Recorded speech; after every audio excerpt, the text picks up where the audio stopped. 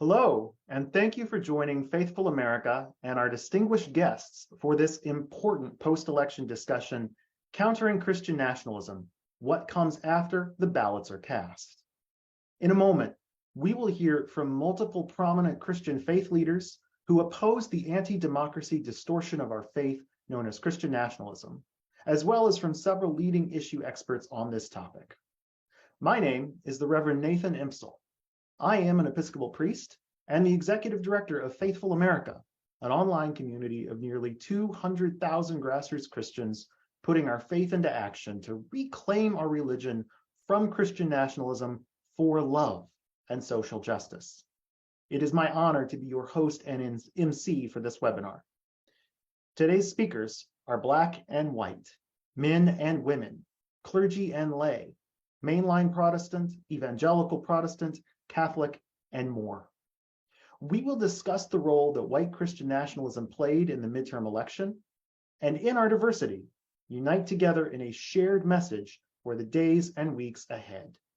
And that is, we are sick and tired of the attacks on democracy and on one another that occur in our faith's name.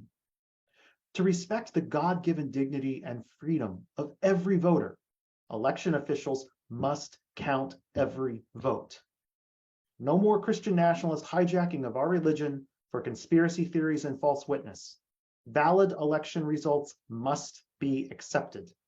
And all efforts to overthrow the will of the voters, especially through political violence wrongly done in Jesus' name, must be rejected. Yesterday, Americans overcame many deliberate barriers to voting.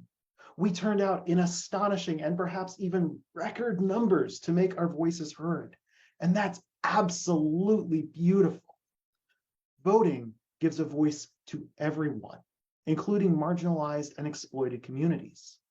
And that makes democracy, when it is allowed to work, a force for equality and the common good, a sacred thing. It's therefore vital that the freedom to vote now be protected by counting every vote. Unfortunately, for months now, we've seen hundreds of Christian nationalist candidates run campaigns partly in Jesus' name, yet ignore Scripture's call for truth. You shall know the truth, and the truth shall set you free, by refusing to promise to accept valid election results. They've not only ignored the call for truth, but the call for peace, ignoring instructions from Jesus, the Prince of Peace, to put away the sword, and instead they increase the risks of political violence through rhetoric like holy war, put on the armor of God, and even threats that the angel of death is coming. Now we reach the precipice. At least 75 election deniers won campaigns yesterday. Many more lost, but have not yet conceded. Many others are still quite appropriately awaiting the results, but we don't know what they will do when those results come in. Already, we are seeing baseless claims of fraud from Donald Trump on Truth Social, from Christian nationalist candidates in Arizona, and from an ongoing lawsuit in Pennsylvania to ignore some absentee ballots. All of this is sadly just the tip of the iceberg, so let's be clear. These people are Christian, but their behavior is not. The Christian responsibility is to love our neighbors by seeking justice for all God's people, upholding the common good, and counting every single vote, not just the votes we like. Now, normally when kicking off one of these Faithful America webinars, I define the term Christian nationalism, but in a few moments, we will get to hear from issue experts Andrew Whitehead and Katherine Stewart, who will do a better job of that than I possibly can. First, however, it is my distinct pleasure to introduce the author and theologian, the Reverend Dr. John C. Dorhauer, who is the 9th General Minister and President of the United Church of Christ, a past chair of the National Council of Churches, a resident of Cleveland, Ohio, and along with many of us here today, an endorser of the Christians Against Christian Nationalism initiative from our friends at the Baptist Joint Committee on Religious Liberty. With over 5,000 churches and nearly 1 million members across the United States, the United Church of Christ serves God in the co-creation of a just and sustainable world. Dr. Dorhauer, it is an honor to have you with us today. Thank you for kicking us off. Thank you, Reverend Empsall, and thank you for assembling us together. I want to say up front, as you mentioned, it was reported last night that at least 75 newly elected representatives to Congress, many of them identifying as Christian nationalists, are election deniers. So we bear deep responsibility for repeating over and over again that every vote matters and that we're to count every vote. My dear friend, Methodist minister and clinical psychologist, the Reverend Andrew Weaver, and I used to travel the country talking about the machinations and designs of the religious right. And he would begin his presentation by saying in his thick Texas drawl, folks, they're playing tackle football and we're playing touch, and we're going to lose this game every time. From the January 6th assault on our Capitol to the kidnapping of Michigan Governor Gretchen Whitmer, from the in-home assault of House Speaker Nancy Pelosi's husband, Paul, to the "you will not replace us" chanting, torch-bearing, polo shirt-wearing white supremacist Nazis who marched in Charlottesville one night and ran over and killed Heather Heyer the next day, we have a pretty clear glimpse of what kind of tackle football Christian nationalists give themselves permission to play. Christian nationalism uses a perverse rebranding of Christianity to authorize violence in defense of a vengeful God that calls its adherents to be holy war enemies. Nationalists believe that when a government refuses to instantiate their narrow, restrictive ideology, and ideology with clear racist, homophobic, misogynistic, and xenophobic theologies, then that government is depriving them of their, quote, religious liberty, unquote. In other words, and in their words, because my religion makes me a racist and calls me to promote white supremacist ideologies, because my religion calls me to despise same gender loving couples and deprive them of their human rights, because my religion forces child bearers to subject their bodies to restrictions imposed on them by others, then laws that promote affirmative action, that permit gender marriages, or that protect reproductive rights, deprive me of my religious liberty. The only way I can be free, according to a Christian nationalist, is by keeping you from taking away my right to deprive others of their freedom and their human rights.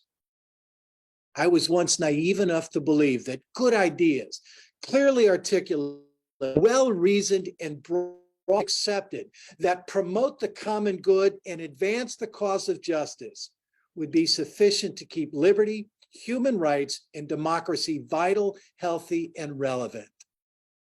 And that's what playing touch football looks like.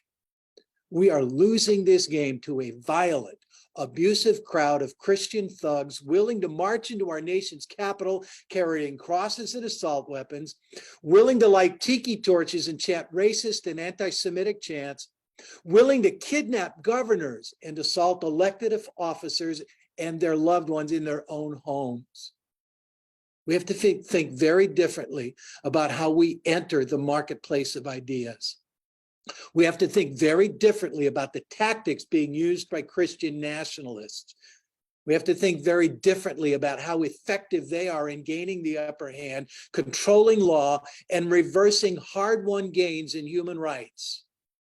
We have to think very differently about just how much is at stake for women, for BIPOC communities, for same-gender loving and queer folks, for the trans, for immigrants, for all who live in vulnerable margins of a society, once again coming under the grips of a racist, a homophobic, and a misogynistic mob of Christian nationalists for whom their ends justify means. Seek to engage progressive Christianity in a deep conversation about just what is needed to send these bigots and homophobes and misogynists back under the rocks out from which they crawled when the 45th president took office and brought their brand of Christianism back and put them in power. The complacency and decorum characteristic of white Christian liberalism is not going to bring back the justice we seek, nor mitigate the damage being done by those whose brand of Christianity allows them to engage in holy. They're playing tackle football, We are playing touch, and we're going to lose this game every damn time. Thank you. Thank you for that important word, Dr. Dorhauer. We're going to lose every time if we don't toughen up. And one of the ways we toughen up is by calling on our elected officials to count every vote. Now, our next speaker is a prolific public theologian and an important prophetic voice, the Reverend Dr. Jacqui Lewis, who serves as Senior Minister for Public Theology and Transformation at Middle Church in New York City. Among Dr. Lewis's many works is the book Fierce Love, A Bold Path to Ferocious Courage and Rule-Breaking Kindness That Can Heal the World. Now, if you haven't seen it yet, you're not going to want to miss Jacqui's remarks about love versus Christo-fascism in the new episode of PBS Frontline, Michael Flynn's Holy War. Jacqui, I know you're on a tight schedule. Thank you so much for being here today.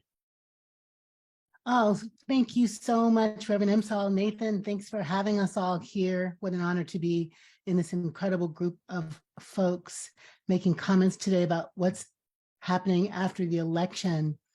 We've got to count every vote, y'all. We've got to count every vote. And I want to spend a minute here talking about white rage, Black grief, and healing the soul of America. There are so many things about which Americans fight in terms of difference, but I agree with psychologist Robert Cotter that race is a different difference. So in that regard, I've been so alarmed at my fellow Americans who fell into what I'm going to call a fascist trance these last years, following Mr. Trump like a messiah anointed to heal the nation. For me, he's more like the Antichrist pointed to by the prophets in our traditions. He's not a good man. He wasn't a good president. Yes, the economy bounced up for some, but he's a liar, a false prophet, and the unquestioning devotion to him by a significant number of white evangelical Christian Republicans and by some people of color too, has frankly frightened me. It smells of Mussolini and of Hitler. It smells of fascism and Holocaust and apartheid. It's all tied up with a certain kind of faith in which empire and Christian, with a lowercase c, asserts a theology of chosenness, of privilege, whiteness, wealthy masculinity, and straight as evidence of a birthright to dominate this nation and the globe and all the people in it. Fascism is on the rise, my friends, but all the people of ferocious courage and rule-breaking kindness know this also to be true. It just ain't right. They may not say it in mixed company or at the water cooler or at the end of a Zoom meeting. Maybe some of them didn't even go to the polls and vote because deep down in their souls, they knew pulling a lever for red meant pulling a lever against the reign of God and its intention for a healed and whole world. But even for those who are on the fence, there's something about the bravado and bold-faced lying and unguarded racism in these days proffered by a mean daddy that I think felt protective. He articulated some shadow thought in their psyche. And the truth of the matter is there was something to fear, the loss of power, the loss of privilege. Yes, our nation is browning. Yes, it is more liberal. Women and queer people are gaining power. Black lives actually do matter. And good old white boys clubs just are not as sexy as they used to be. They are being replaced with equity, diversity, and complexity. Old tactics of isolation are being replaced with collaboration. And by the way, hatred is being replaced with fierce love and organizing. But sitting in the midst of all of this, not just new, just sitting there with the foul, rotting stench, is white rage and the Black grief that results from it. White rage, the January 6th insurrection. Black grief, the protests in the wake of the murder of George Floyd. I'm so sick of living in a nation that treats Black grief like a threat and white rage like a sacrament. After the January 6th insurrection, there were so many pundits wringing their hands and lamenting, this is not who we are. But in fact, it's precisely who we are and who we have been. White rage, white grievance, white entitlement has always been privileged over Black grief, Black justice, and Black well-being. So when I see these images play over and over again, honestly, with the flag bearing and the cross carrying, I'm as traumatized as I was watching the knee on George Floyd's neck. White rage matters. It's why we have the Klan. It's why we've had burnings and lynchings. It's why nice white Christians took their children out to lynching parties and watched Black bodies be torn asunder. It's exactly why we have a white nationalist mix inside Christianity right now. And when Black folks express our rage, when we demand equal treatment under the law, when we dare to protest and speak up and speak out, our grief is perceived as a threat to the well-being and life of nice white people. White rage turns violent when Black, trans, and queer people dare to walk down the street in joyful freedom. Chants of Black Lives Matter cause enraged white Christians to counter that all whites matter. And somehow we've managed to forget in this nation that the one we follow in the way, the one we call Savior and Christ, is a Black, Afro-Semitic, poor, itinerant, Jewish man, a Judean man who was raised on the borders in the outside spaces. What happens that we don't understand how to center the margins as we say we are people of faith? I'm disappointed in the church. I'm disappointed that we're not more courageous. I'm disappointed that preachers don't stand up and decry more often that this movement is not about love, but it is about fascism and white supremacy. And to nod to what my colleague John says, we've got to play a different kind of game. I think what we have to do is to make Black grief centered in our discourse. Yes, this movement is anti-trans, and yes, it's anti-women, and yes, it's anti-abortion, and it's anti-freedom. But the core wound is white supremacy, and that has a particular target on the back of Black folks in America. If we're going to be people of faith in these post-election times, if we're going to make every vote count, then we need to join ranks with Black grief as our calling, all of our calling. So that when white rage insists on stomping on the souls of Black people and white people and Asian people and Indigenous people and Latinx folks will rise up and say, no, not on our watch. When Black grief is overruled at the voting booth, when more poll tax are needing to be paid because we have to stand in line a long time, when we return again and again and again to the ways that Black lives want to be put on the margins by white supremacy, we have to act as though we are voting for our own kin when we go to the polls, because in fact, we are. Your thriving and my thriving are inextricably connected. My grief and your grief should be simultaneous. When a Black child's stomach growls, a white family should feel the pain. I want us to put racism and race in the center of our Christian discourse. Until we do so, we're pretending to be the people of Jesus. And what I want us to be the living body of the Black, African-Semitic, marginalized, itinerant preacher from Nazareth, Yeshua ben Yusuf, Mary's baby, Joseph's boy, our mentor, a powerful, marginalized human. Dr. King often said, power without love is reckless and abusive. Love without power is sentimental and anemic. Power at its best is love implementing the demands of justice, and justice at its best is power correcting everything that stands against love. Red wave didn't happen. Blue wave didn't quite happen, but a fierce love wave, I think we can claim and reclaim Christian with that kind of fierce love. Thank you. Dr. Lewis, thank you. Thank you for using the word fascism, for that's what we're up against. It really is. And for juxtaposing that with fierce love. And thank you for everything you do in the wake of the election to ensure that every vote is counted, and all year long for racial justice and love. Before we hear from the other inspiring faith leaders on this call, we're going to turn to two issue experts who can better help us understand the role that Christian nationalism played in the election. First is Dr. Andrew Whitehead, Associate Professor of Sociology and the Director of the Association of Religion Data Archives at the Center for the Study of Religion and American Culture at IUPUI. He is also the co-author of Taking America Back for God, Christian Nationalism in the United States, which is perhaps the definitive work on Christian nationalism today. Dr. Whitehead, you really are one of the absolute leading academic voices on this issue. Usually when I define Christian nationalism on a webinar, I'm just parroting you. So I can't wait to hear what you have in store for us today. All right. Thank you so much, Nathan, and everyone else on this call.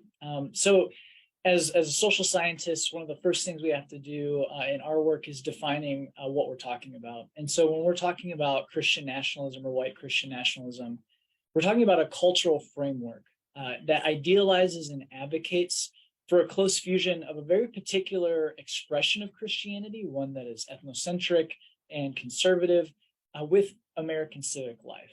So it holds that this version of Christianity should be the principal and undisputed framework of the United States, and that the government should be vigorously preserving and defending that cultural framework. So Christian nationalism combines a number of different elements, and we find this over and over throughout a number of our peer-reviewed studies and in our books, that the first element we find is a very strong sense of moral traditionalism that is based on creating and sustaining social hierarchies. So oftentimes these social hierarchies revolve around gender and sexuality. So who is at the top? Generally men, heterosexual men, and then who follows after that. The second element we find is a comfort with authoritarian social control. So the idea is the world is a very chaotic place, and at times society needs very strong rulers, and rulers that will make use of violence, or at least the threat of violence, to maintain order. And so the final element of Christian nationalism then is a desire for strict boundaries around national identity, civic participation, and social belonging. And oftentimes these strict boundaries fall along ethno-racial lines. So when Christian nationalism is talking about a Christian nation, what's generally understood there is one where white, natural-born citizens, and especially men, are held up as the ideal, with everyone else coming after. Now, how broad is white Christian nationalism? So in our national surveys, and this is across a number of years and a number of different surveys, we find that around 15 to 20% of Americans strongly embrace different tenets of Christian nationalism. And there was actually a recent Pew report that showed 45% of Americans believe that the US should be a Christian nation. Now, there is variation in what Americans mean by that, by Christian nation, but 45% said in some way or another that it should be a Christian nation. Now, in a recent survey collected by my colleagues Samuel Perry and Josh Grubbs, they found that 25% of Americans said the term Christian nationalist described them very well or somewhat well. So around a quarter of Americans, again, are using this label and this identity to describe themselves. So this tells us that Christian nationalism will continue to be an important part of our political and social discourse for some time. Now, what is the threat of Christian nationalism to democracy and to Christianity in the United States? Well, we find in our research that Christian nationalism is associated with a number of anti-democratic values. So consider the following findings among Americans who endorse Christian nationalism. So these folks are more likely to deny that voter suppression is a problem. They're more likely to believe that the US makes it too easy to vote. They're more likely to believe that voter fraud, even though there's no evidence of widespread voter fraud in the United States, that it's rampant. They're more likely to support different requirements to vote, like passing a civics test, like in the Jim Crow South in past decades. And they're more likely to support laws that would keep those from who committed certain crimes from voting. Now, not only does it support these various anti-democratic beliefs and attitudes, but Christian nationalism as a rhetoric serves to spoil our political discourse, where those that embrace it literally demonize the opposing political party, like when Mastriano, who was running for governor in Pennsylvania, claimed that he was in the midst of, quote, a holy battle and fighting, quote, the forces of evil. So this type of militaristic and apocalyptic rhetoric doesn't lead to supporting democratic norms like counting every vote and respecting the outcomes of elections, but to be willing to lay aside democracy if it means achieving what they believe to be God's will for the country. So it's a positive sign for democracy in the US that a candidate like Mastriano, who wholly embraced Christian nationalism, lost. I don't know if he's yet conceded, but as of a couple hour or two ago when I last checked, he hadn't yet conceded.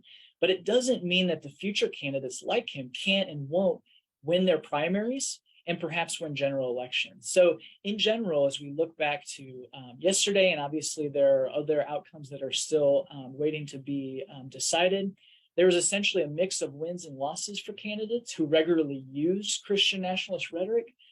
So looking to 2024, we can be sure, especially if Ron DeSantis's recent video is any indication, that Christian nationalism and the threats that it poses will again be on the ballot.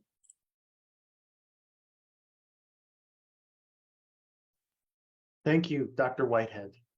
Thank you so much. Now we'll hear from Katherine Stewart, an investigative reporter and author who has covered religious liberty, politics, policy, and education for over a decade. She is a frequent contributor to the New York Times, and I think that I have recommended her book, The Power Worshippers Inside the Dangerous Rise of Religious Nationalism, more than any other text over the last couple years. It really is the best look out there at how today's religious right functions. Katherine, it's always a pleasure to be with you and to hear from you. Thank you so much, Reverend Empsall, for bringing us together. And I want to thank my fellow panelists for joining together today for this important discussion. We can't understand what's happening in American politics today without looking at the role of religious nationalism.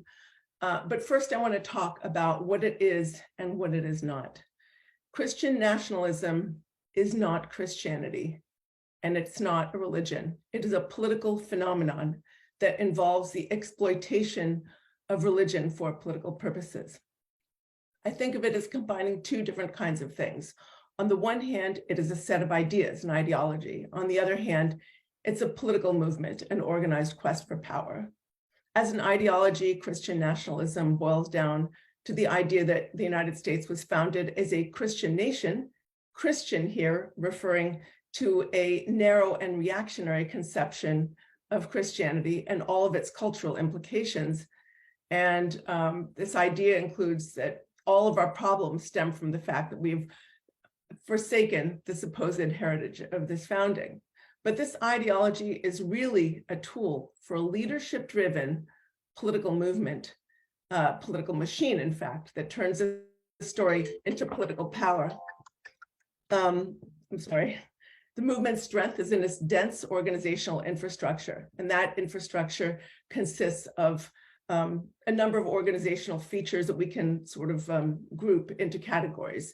There are right-wing policy groups, legal advocacy organizations, networking groups that bring together leadership of many of the different organizational features and bring them together with funders that can provide money and funding for the initiatives that they run. There are legislative initiatives, very sophisticated data initiatives, and a vast messaging sphere, among other features. It's really a means of persuading a large subsection of the American public to vote for political candidates that the movement favors. And the strength of this movement, frankly, rests on the fact that its leaders have invested in this infrastructure for decades.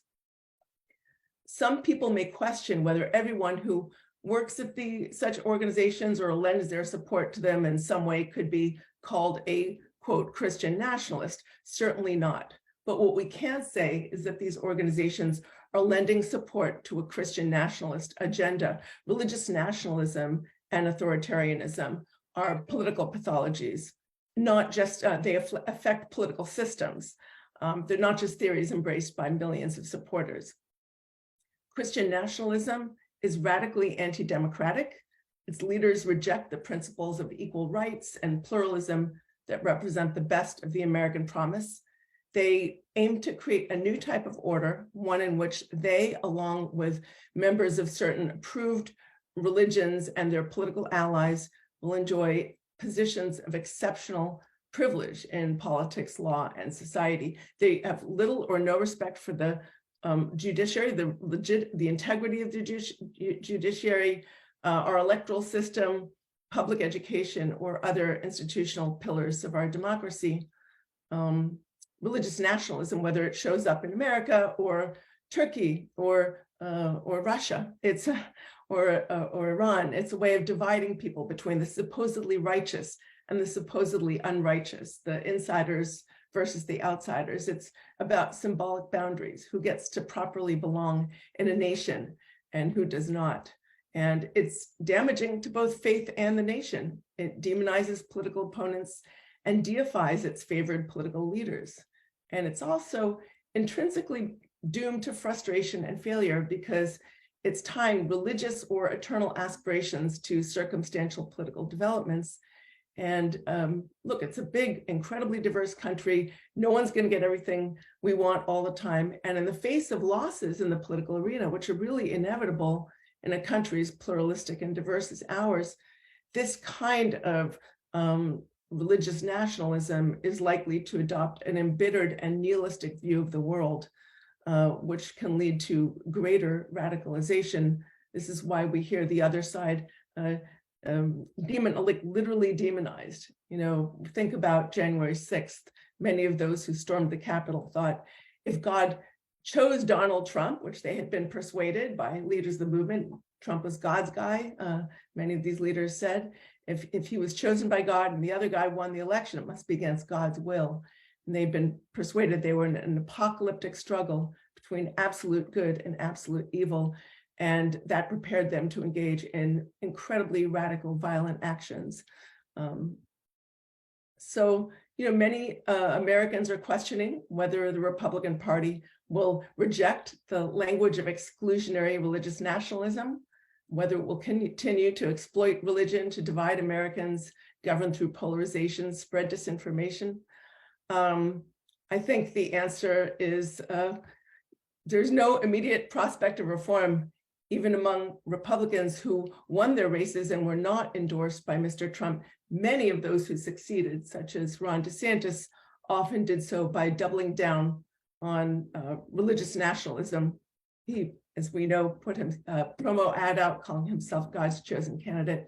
He knows that today the path to power in the Republican Party is religious nationalism. And when those of us denounce this sort of exploitation and abuse of religion, this can be quickly reframed as an attack on God, an attack on religion, an attack on themselves. And that can be used to further stoke paranoia among the rank and file. So thank you for listening to what I have to say, and I look forward to hearing from the rest of the panelists. Thank you, Katherine. If I've learned one thing from Katherine's work, it's that yes, Christian nationalism is power worshiping, that the focus is not to follow the gospel, it's to seize power at any costs. And that's why it drove January 6th. That's why it's behind baseless claims of election fraud now. And it's why the rest of us who are also Christians counter it by demanding we count every vote. Thanks again, Katherine. Now, we have such an impressive lineup of speakers today. And while it is a true show of Christian force for democracy, the problem with having this many speakers is that some folks wind up too late in the lineup. And by all rights, any one of the four faith leaders we're about to hear from, Joan Neal, Adam Russell Taylor, Jennifer Butler, and Doug Pagitt, could and should have spoken first. From within this impressive group, we turn next to Joan Neal, the Deputy Executive Director and Chief Equity Officer for NETWORK, a Catholic leader in the global movement for justice and peace. The first person to serve in this role, Joan looks forward to further developing NETWORK's unique strategy of effecting change by applying gospel values and the framework of Catholic social tradition to federal policies and practices. She is also an associate member of the National Black Sisters Conference. Joan, thank you so much for joining us today. Well, thank you for inviting me, Reverend Empsall, and I'm so pleased as a social justice advocate to be in the company of such powerful speakers and deep thinkers. So despite many concerns about possible election day violence, it seems that for the most part, the midterms went relatively smoothly. There were apparently a few glitches with voting machines across the country, but not serious. all were able to be fixed and voting proceeded in a seemingly normal fashion. Most importantly, there were no reports of people being injured or hurt in the exercise of their right to vote. Now, that is a great relief because we saw in the run-up to yesterday's elections hundreds of candidates who were election deniers, white supremacists, and Christian nationalists. And it appears that some, 75, I guess, won their races, but others did not. This was definitely not the wave election that some people predicted or wanted. Now, it remains to be seen if these people will accept the election results, but if past as prologue, it is a good bet that some percentage of the American population will not only refuse to accept the election results, but will resort to post-election violence and intimidation of election administrators in an attempt to force the country to bend to their own will. And they will do this in the name of Christianity. In the misguided belief that people who disagree with them, people who are different from them, even people who hold different religious views, even whether or not they are Christian, are enemies of the country and enemies of God. They believe they are waging a holy war, as several of our speakers have said already, to preserve America as a Christian-only country, not the diverse, pluralistic, inclusive country that we were led to believe we were founded to be. In the run-up to the election, we saw people engage in efforts to suppress the vote of some Americans, particularly Black Americans and other communities of color. We saw some people show up armed at polling places and ballot drop boxes in an attempt to intimidate citizens who were trying to exercise their lawful right to vote. Many of these people proclaimed themselves Christian patriots and felt that it was their civic duty to protect the country from so-called liberals, pagans, and evildoers. Seem to have no comprehension of how these ideas are fundamentally opposed to the Christian faith and fundamentally opposed to democracy and fundamentally dangerous. This is not Christianity. It is not democracy. But thankfully, the violence foreshadowed before Election Day, including that terrible attack on Paul Pelosi, the husband of Speaker of the House, did not occur. However, we are not out of the woods yet, because now is the time when we must be hypervigilant. You know, we do not know the final outcome of all the races across the country, and it is likely that we will not know the outcome of some of these races for several weeks to come. So we must be awake, alert, and on guard against the spread of disinformation and misinformation, false claims of victory and violence that can so easily erupt if the final results are not what some people want. It takes time to count every vote, but every vote counts. Because in a democracy, our vote is our voice. The tabulation process is a sign that democracy is working, not that anything is wrong. But we know it is likely that as we wait for these official results, and in fact it has already started, some self-interested politicians and bad actors will try to claim victory early or spread lies to cast doubt on the voting process. These tactics that cause chaos are merely attempts to overthrow the will of the people and to impose their own will on the country. But in a democracy, every voter's voice is heard and every vote must be counted. Although we are seeing a hardening of the divides in our country on so many levels, we know that elections are the way that we make important decisions for our communities and for our country. As Christians who are not nationalists, as people of faith, we see the right and the ability to vote freely, safely, and equally as an affirmation of our human dignity and the dignity of all people created in the image and likeness of God. We must preserve and protect that right if we want to remain a functioning democracy. Christian nationalism has planted a dangerous seed of doubt in the minds of people that our political and electoral processes are not to be trusted. We need to build a political coalition that believes in free and fair elections and who are dedicated to preserving American democracy and the common good. People of faith who are not Christian nationalists must take back the moral ground and work together to restore faith in our electoral process across denominational differences. This is our work to do.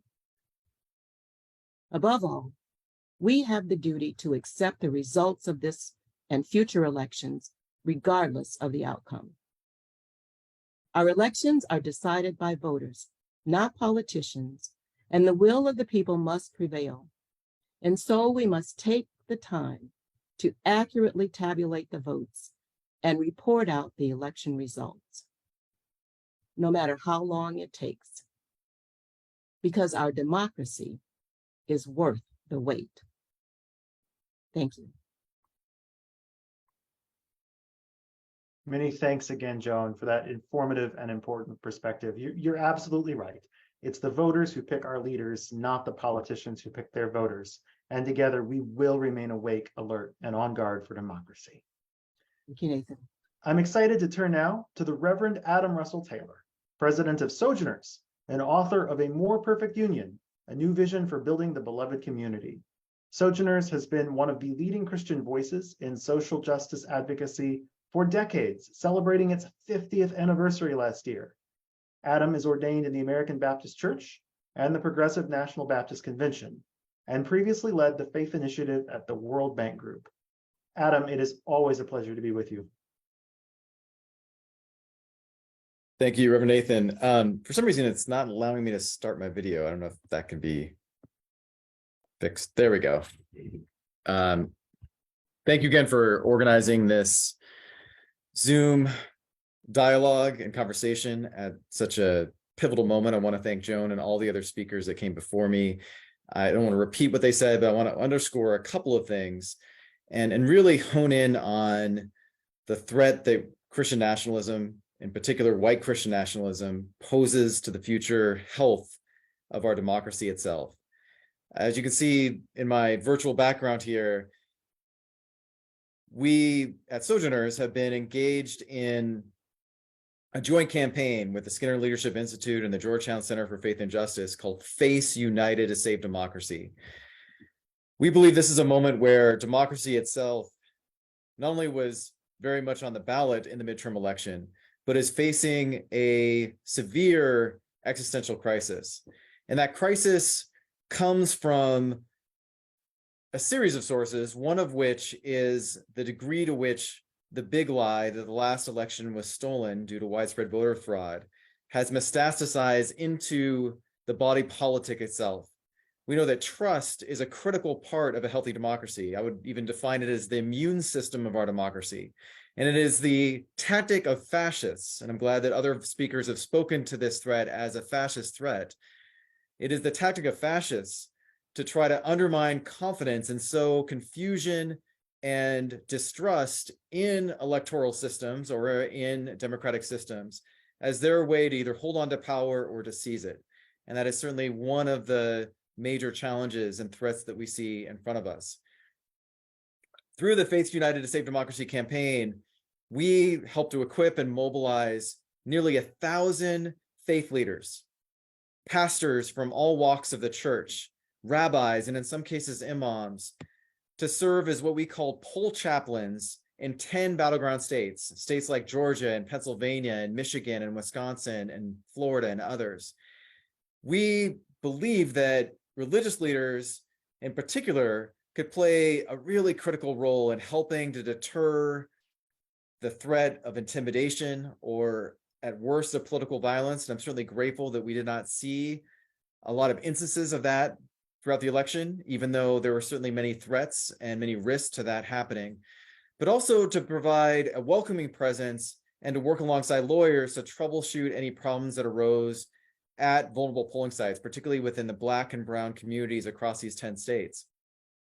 I heard many encouraging and inspiring stories from our poll chaplains yesterday, and I had the privilege of serving alongside our state lead in Pennsylvania, Reverend Alan Waller.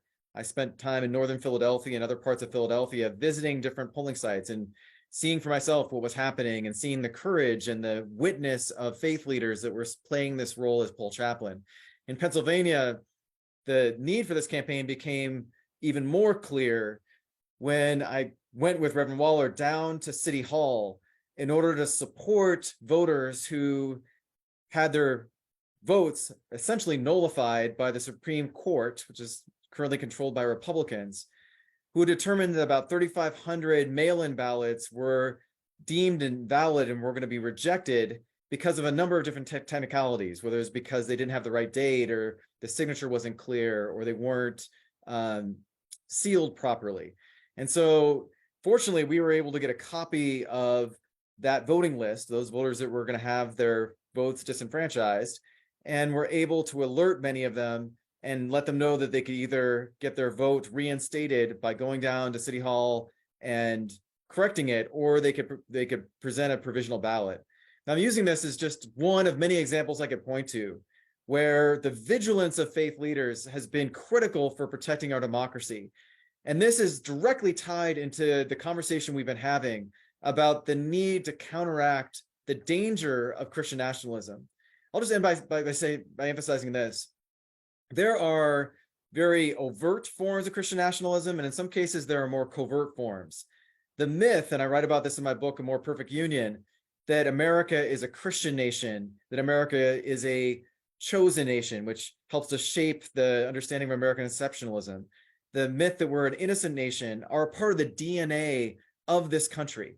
And many Americans across the board are not fully conscious of the way in which those myths have shaped their understanding of themselves and our nation's history, let alone our nation's future. Those myths become on-ramps to the more dangerous and insidious forms of white Christian nationalism that we're talking about today. So I think this is a critical moment where all of us need to lean into efforts to help disciple people out of and away from the trappings of Christian nationalism. And to me, this is fundamentally the work of faith itself. We know that, as you've heard before, Christian nationalism is a heresy, and we can turn to Jesus' example, who through his teachings and actions rejected both nationalism as well as imperialism, and instead chose the path of service and of justice, particularly to the outcast and the marginalized, offering himself as a sacrifice to save and liberate us. The us versus them zero-sum mentality that Christian nationalism often promulgates runs counter to the radical inclusion and love ethic that Jesus modeled through his public ministry. Our nation does have a stark choice to make, as does the church.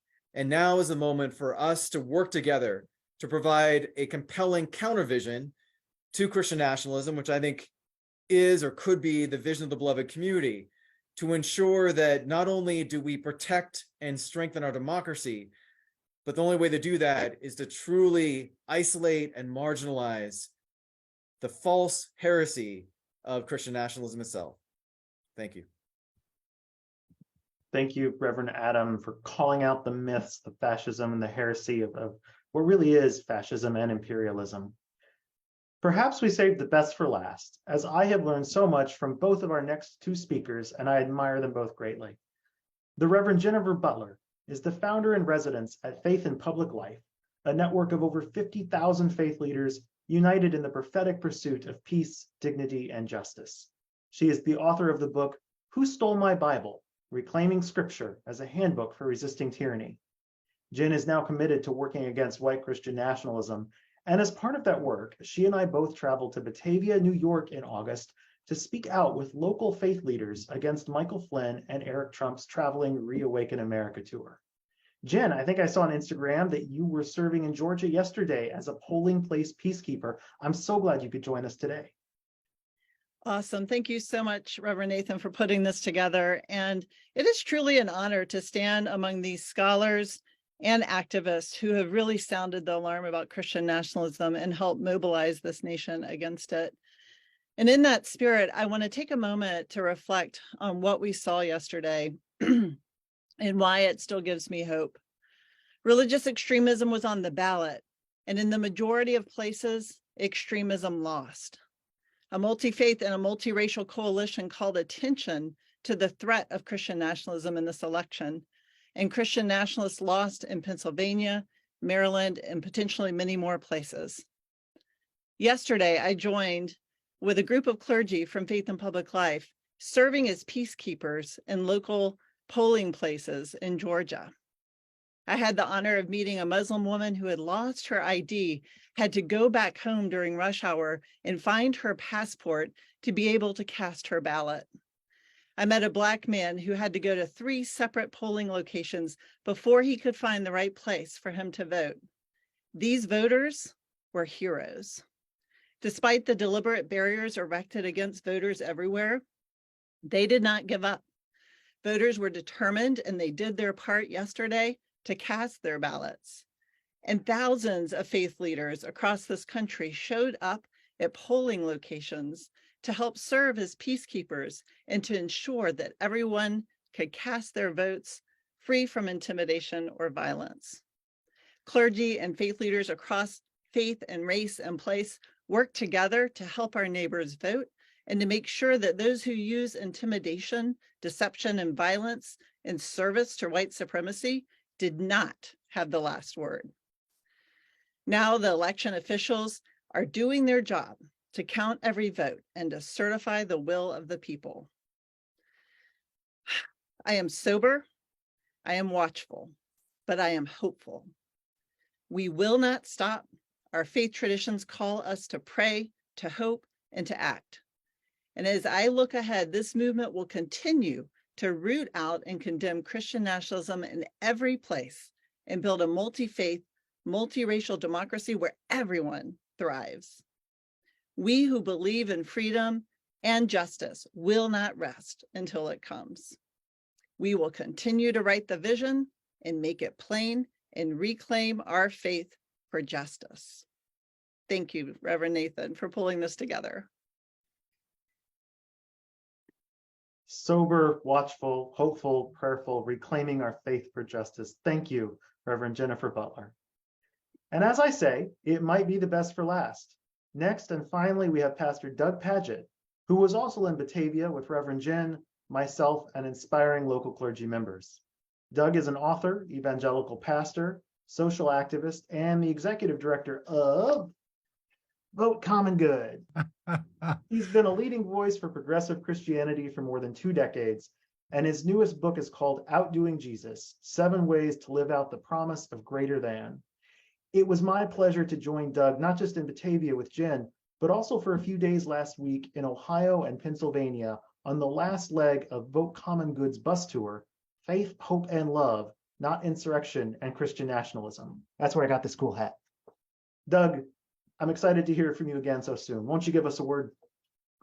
Yeah, I sure will. Hey, apologize. I don't think my camera's working and I don't know what to do about that. So, but I'll tell you, being the person that gets to go last with a group of people that hold to the first shall be last, it's not so bad.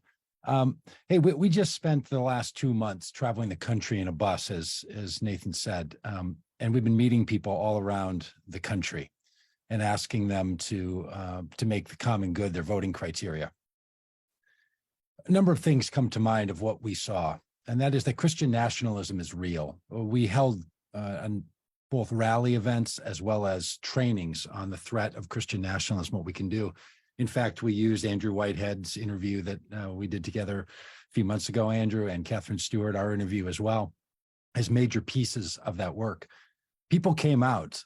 They came out all over the country. We held more than 40 of these events around the country, and people are very interested in Christian nationalism, trying to understand what it is, where it's come from, how it is that so many people in the United States hold to these views.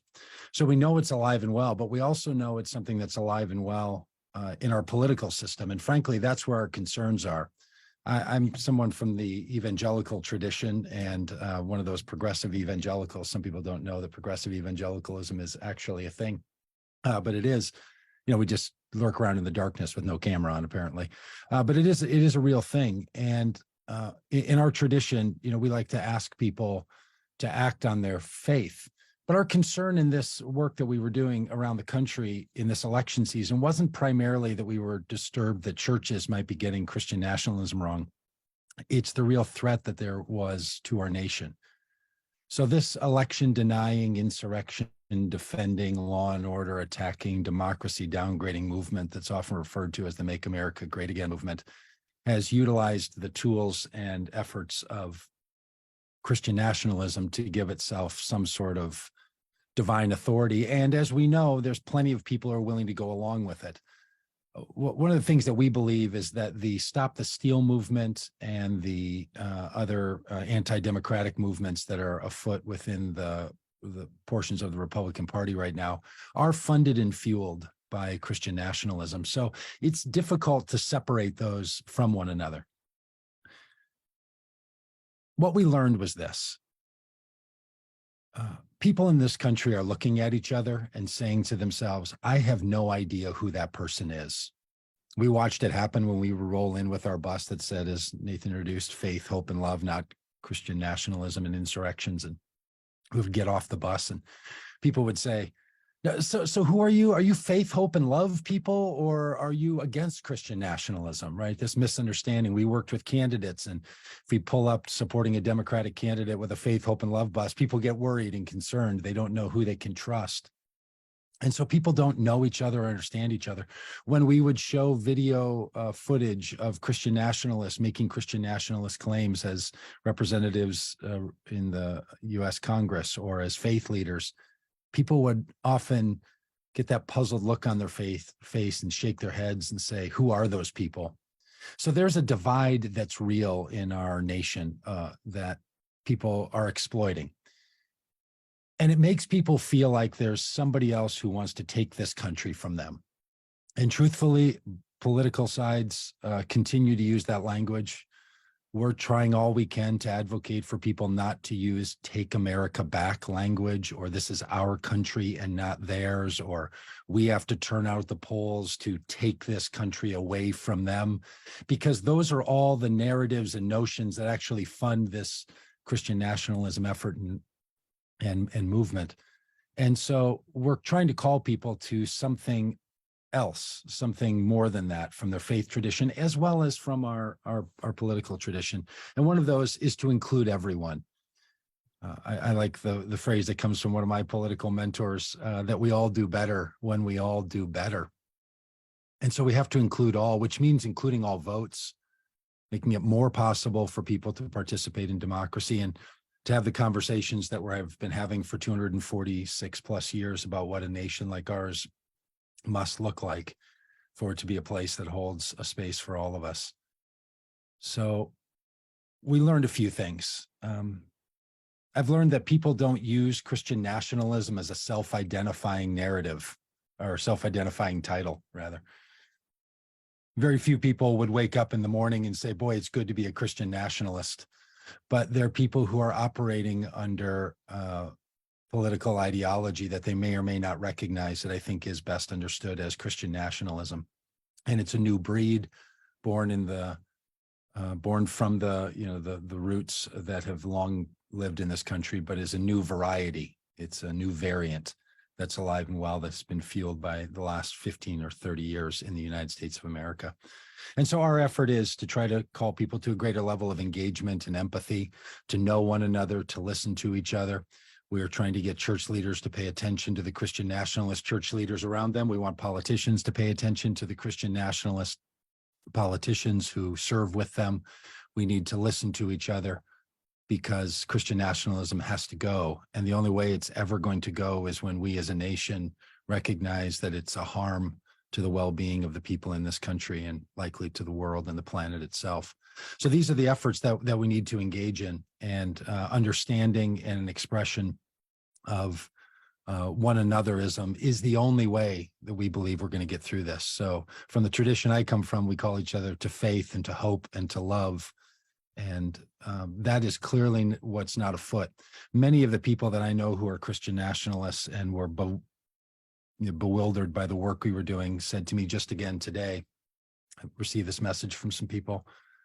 Why are you so obsessed about this Christian nationalism and insurrection things? There's a whole lot of other things to be worrying about. Well, it is true. There's a lot of other things we need to be worrying about, and Christian nationalism and insurrections are on that list, and they're a real danger to the well-being of this country.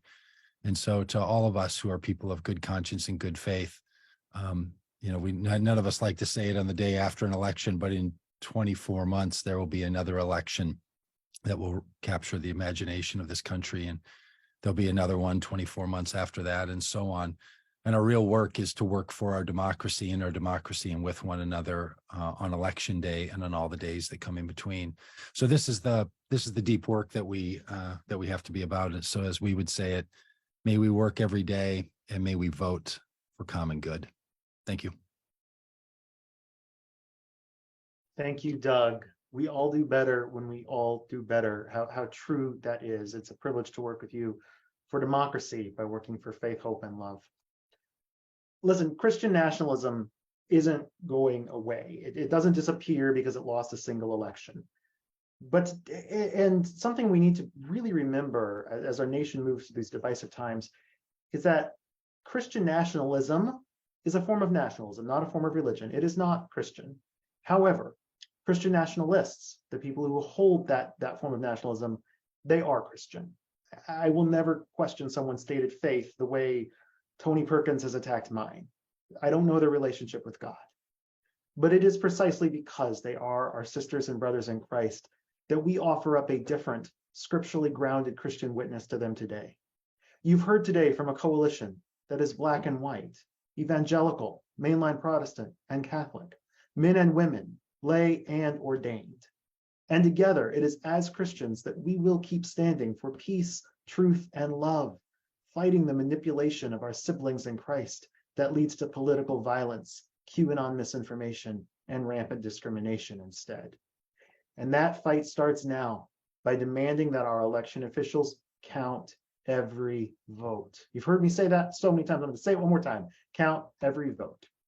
In fact, tomorrow, Faithful America will launch a new sign-on statement to show that Christians demand that election officials count every vote and that we reject the hijacking of our faith to make anything else happen. You can sign that tomorrow morning at faithfulamerica.org. And I tell you that now because we're going to take questions. We have a few minutes for questions. So there's a Q&A feature down at the bottom of your Zoom screen. Please use that, not the chat box. Use Q&A to put in some questions.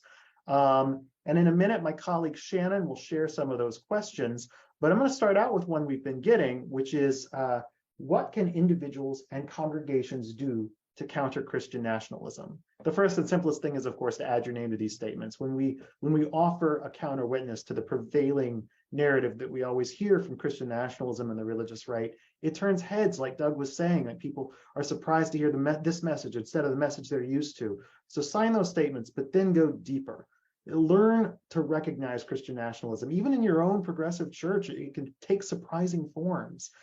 Work with your pastor, with your neighbors to root it out, and just speak up. Church and state need to be separate as institutions, but faith and politics as value systems work together when we use our faith to open doors for everyone. And let's be loud about that. Let's be loud about why we're fighting for equality.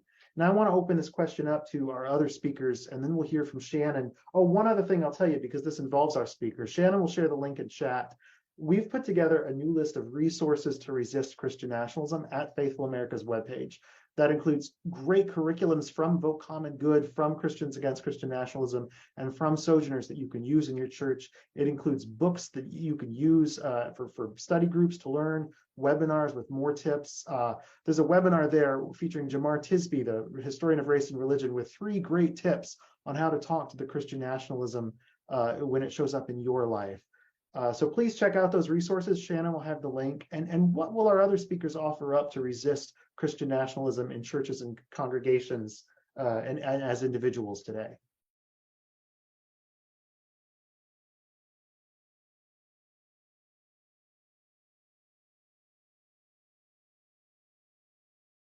Doug, we can see you now, but can't hear you anymore. Hey, I've got my camera. You'd think I've never done a Zoom meeting before. One of the the realities that we've seen in our work is that many churches, especially churches that don't see themselves in the conservative wing, so progressive churches or churches that want to see themselves as neutral politically or socially, they're very nervous to talk about faith and politics or the role of politics in faith life or civic life and religion. And there's such a fear of it that many people believe they're just living in a family system of no talk rules. And they're not confident, they don't know how to talk about it. And then other traditions, especially those advocating for Christian nationalism, speak about these issues so aggressively, so heavily that one of the things I think churches can do is to hold spaces where people can talk about these things, where they can engage in conversations about faith and politics. It doesn't even have, there's all the resources provided by the groups here can be helpful to you, but it's really more of a decision to open up those spaces and to engage in it. And it's time for us to, break the no talk rules, or maybe as my little grandson would say, you do have to talk about Bruno. So that's just a thing that I think is the first step for a lot of churches of what they can do, is just to say, hey, this is a place where we're going to talk about these issues.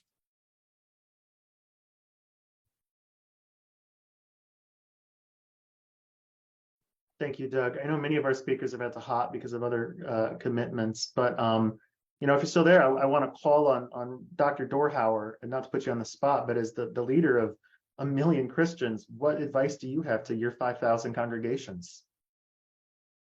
The first is don't be silent about this. Doug just talked about the reluctance that many people have to even open up in dialogue with the family of faith on issues surrounding politics. When we're talking about the preservation of the upholding of human rights, we can't be silent. I would really strongly encourage clergy, especially, not to use the pulpit to promote a political ideology or even worse, a candidate, but to talk openly about Christian nationalism. We are, in fact, arbiters of the Christian faith and have perspectives on what discipleship looks like, and certainly perspectives on what discipleship doesn't or shouldn't look like. And using the pulpit as a means of propagating a brand of Christianity that centers love, that centers justice, that centers hope, that centers peace, is something that we should be doing. But it also has to call out what Christianity cannot be, will not be, and should not be. So not being silent in the face of this is critical.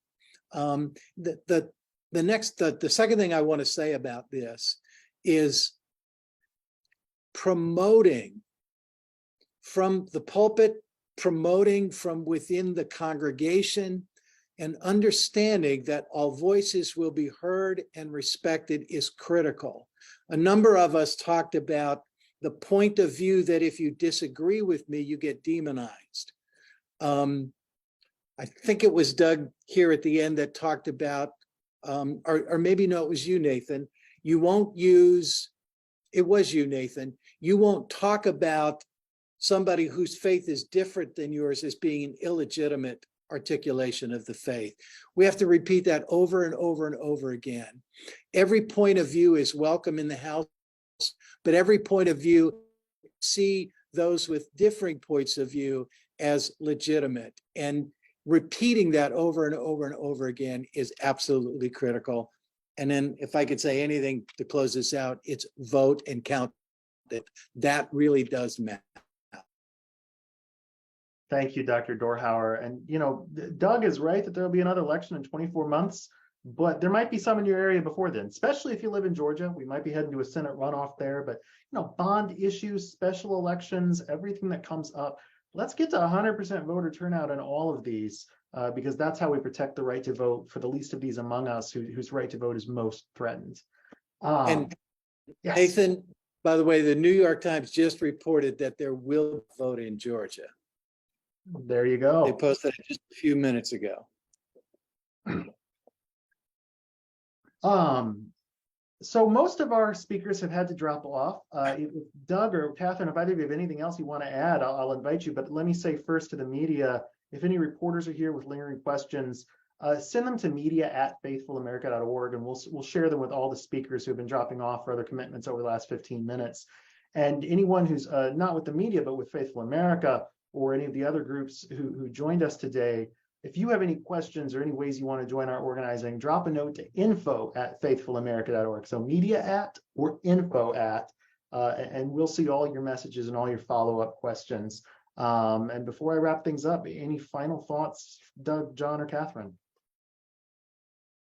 Well, I want to make sure Catherine's not ready to say something, because I would listen to Katherine Stewart on these topics as long as she's willing to talk. Hi, Katherine. Well, thank you. I guess there are things we can do as individuals, and there are things we can do when we join together. I think it's very important to defend the right to vote, to count every vote, and to invest in democratic infrastructure in every way. Thank you. Right on. Hey, can I just add to just one point to this business of, because I saw one of the questions, I think it was Wesley Stewart, who said, my sister is my sister and my cousin and my aunt. How do I talk with them? Look, that's what gets a lot of people. I mean, look, a lot of us are worried about our democracy, but we're also really worried about the break in our own families. We're tired of the feeling that we can't trust our neighbors, or we have a family get together or a wedding and we have anxiety about it because we don't know how to move forward. So in addition to the big work we have to do, there's a lot of this interpersonal work that's really at the heart of this. And people that know how to engage in empathic conversation over disagreement will often suggest that, look, there's three really good questions that you can ask someone and have questions in your heart. One of those is, what do you believe? And look, I would encourage you to really ask people in your life who you know hold views that sound and feel like they're Christian nationalist views or insurrectionist supporting views or democracy downgrading views, or however it goes, and ask them what they think and wait for them to really tell you. It's so easy to assume that what you're going to hear is something you're already certain of, but really to listen. And then, of course, the second follow-up is, well, why do you believe that? And give people a little space, because most of us hold beliefs that we don't know why we hold them. We backfill a rationale for what we believe. Most of us aren't starting with, a punch list that is fulfilled, and then we adopt a belief. They come to us in different ways, but to investigate with friends or family or even strangers, tell me why, how did you get there? What's fueled that? And that all leads to really the third question, which is the whole point. And that is, what role does this belief play in your life? What function does it have? We have this bad habit in the United States of believing that there's only three characters: heroes, villains, and victims. And we almost always see ourselves as the hero or the victim, rarely as the villain. Now, I think there's a much better alternative to the hero, villain, victim story for humanity. But when you're talking to someone, likely they're going to answer that this belief that they hold helps them somehow to see themselves as doing good, being the hero, doing the right thing. You heard it if you heard the testimony of people who were part of the insurrection and were arrested, that they were narrating a story that they thought this was the hero's action. Now, you don't have to believe them or agree with them, but just to know that in someone's life, these beliefs and functions and practices that you can see as so harmful, they see as heroic, or maybe as a victim response. Now, I think the better alternative is the Sojourner experience, right? Where all of us are making our way together and we all simultaneously hurt one another and leave each other behind and sometimes act well. And we're all just, trying to walk each other home at night. So that's really what we're up to as human beings, and to make heroes and villains and victims out of any of us is just not a healthy way. But to sort of lean in with your friends and family and to realize they have reasons and rationale and the thing makes sense to them, and to begin with that, not because you're going to change their mind, but because it helps you not lose your mind. It helps you to feel like you're not just going out of your head trying to, thinking that these are people with no rationale for what they're up to. So sorry for the mini sermon there. And if I could briefly, I want to say two things. The first is a deep and profound word of gratitude to people like Katherine, who in journalism tell the story of what's happening to our democracy. when leaders like Doug and I talk, it can often look like Christianity is sort of at war with itself. And it's important for our voices within Christianity to be lifted up, but the credibility that journalists like Katherine bring to this discussion is much needed and so appreciated. I also cited the book by Michelle Goldberg that I highly recommend. The work that Katherine and so many other investigative journalists doing, I just want to thank you for that. It is so important. And then the last thing I want to say is I've become a theological minimalist. Religion only matters to me if it engenders love, and love is only proven authentic if the kind of empathy it leads one to work for the justice of another who suffers unjustly. And that's all I ask of my and religion. And that's the test for me. Does it engender love, and does love lead to the kind of empathy that creates justice for others? And then add to that my firm belief that love wins. What we're up against is religion built not on love, but fear, and that looks across the aisle that separates us and creates demons that we need to be afraid of and to fight, if not to kill. And that it's an aberration of what religion and Christianity is meant to be. And in the end, love is going to win this battle that we are engaging in. That's my firm belief. Love does always win. That's the hope of the resurrection, that the alliance of religion and empire and the powers and principalities can't keep love down. It comes back from the grave 3 days later. I will echo Dr. Dorhauer's comments for Katherine. I love holding up books for every speaker during webinars. I didn't do that because I don't have quite everybody's book today, but I'm going to go ahead and hold up Katherine's. So I really can't recommend The Power Worshippers enough. So to everyone still here, thanks to the 140 folks who stuck with us to the end, go buy this book. I got the audiobook and the hard copy both. It's that good. I have 3 concluding thoughts, and then we'll wrap things up. So let me where do my notes go? Pick up on some of what Doug was saying and this important question of how to talk to my sister. I see 2 sides to this work, and they can be in direct tension with one another, but they're both important. The only way hearts change is with relationships, with listening, and that takes time, and it's hard because why should I listen to you if you're not going to listen to me? And that can get, it's hard to listen. It gets messy, and we start isolating one another. But you know, things started to change around LGBTQ issues only when we all started realizing the people in our lives who were queer and that we loved them. And that's when we saw equality and love really explode. It has to be, but that took so many years. And that's the problem. You can change a heart, but it takes a lot of time. And in the time that work changed, in the time it takes to change the culture, people still get hurt. So at the same time that we're doing the long-term work of ending the systems that hurt people and oppress people, we have to fight those systems. We have to help the people being hurt today, and we have to try and stop the hurt today. And that can include calling out names so that we know the problem when we see it, so that we know what it looks like. And Jesus did this. Jesus called out the corrupt religious leaders of his time, called them hypocrites, called them broods of vipers. John the Baptist literally lost his head for calling out Herod and Herod's court by name. And yet Jesus would also have dinner in the homes of his critics. He would dine with them, laugh with them, recline with them after dinner. It's tension, but we find ways to respect one another. You know, where I find that balance, I use a slightly different language when I call out public officials who abuse their authority than when I talk to my brothers and sisters who might support those people. I talk virulently. You will never hear me demonize Trump supporters. I don't want to demonize Trump, but I will talk about him very differently than I do his supporters. So it's messy, but we find a way through, and we live that tension together. 2 other quick thoughts. Someone in the chat said, and understandably so, as a Catholic, I don't think our church has much of a problem with Christian nationalism. We have a more global perspective than many other American Christian groups. And oh, how I wish that were true. I wish Joan Neal were still here with us to address this.